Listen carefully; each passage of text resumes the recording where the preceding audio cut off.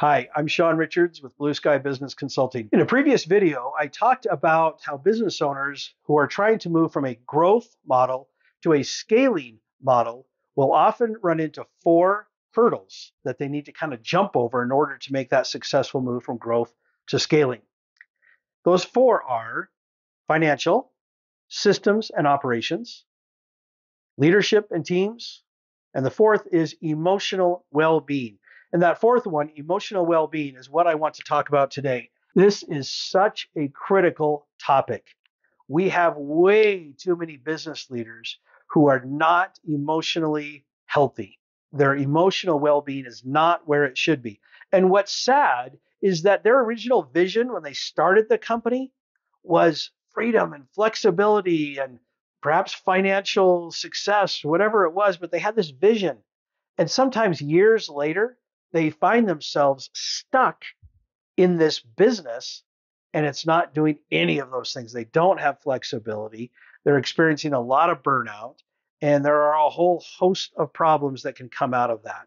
And this is one of those areas that business leaders don't like to talk about a whole lot, but it is so important to address it because I absolutely guarantee you, as you're moving from growth to scale, those kinds of problems are really going to get ugly if you haven't properly addressed them. So here are three questions to consider when you're making that move.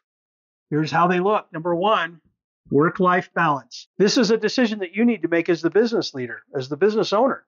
How much time do you want to be spending on your business versus how much time in your personal life?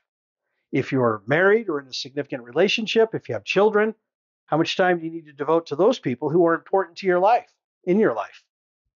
What about all of the other people, friends? Maybe there's some personal interests that you have. Some people really like to spend a lot of time in their business. They're okay working 50 to 60 hours a week in their business, if not more.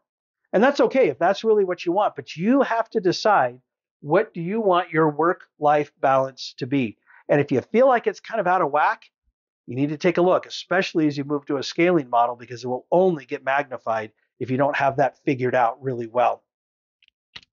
Number two, burnout symptoms.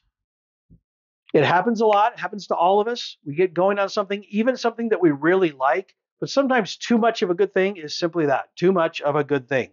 So you have to watch out for burnout symptoms. Are you getting tired of your business? Is there something going on that's causing some stress that doesn't really need to affect you? There's something you could do about it. Maybe you just haven't made the effort to try and fix that or delegate it or whatever it is. Maybe you're just kind of holding on to it. You don't need to, but that can cause burnout.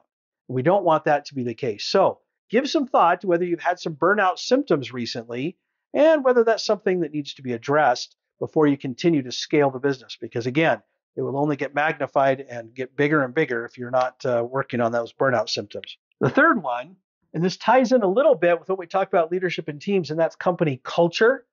But I'm going to generalize it and just say stress levels. There are times, this is just going to happen in life, there's going to be some stress levels. How are you managing those? We might also say mindset. Stress levels are going to go up and are going to go down.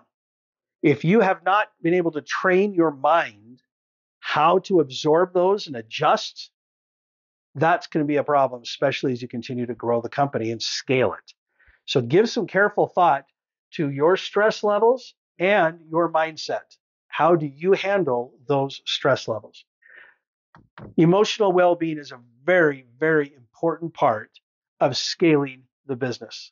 If you're experiencing in the growth model some stress and emotional well-being is taking a toll, then you definitely want to make sure you address that before you move to a scaling model.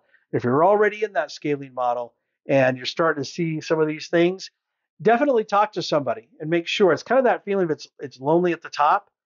We don't want you to feel lonely. We want you to feel like you've got somebody that you can talk to, somebody that can help you. That is really important, but don't feel like you're alone and don't go at it alone. Here's some more suggestions for you on the emotional well-being as you move from growth to scale. Thanks so much for watching and have a great day. For more information, go to blueskybizconsulting.com or you can find me on LinkedIn.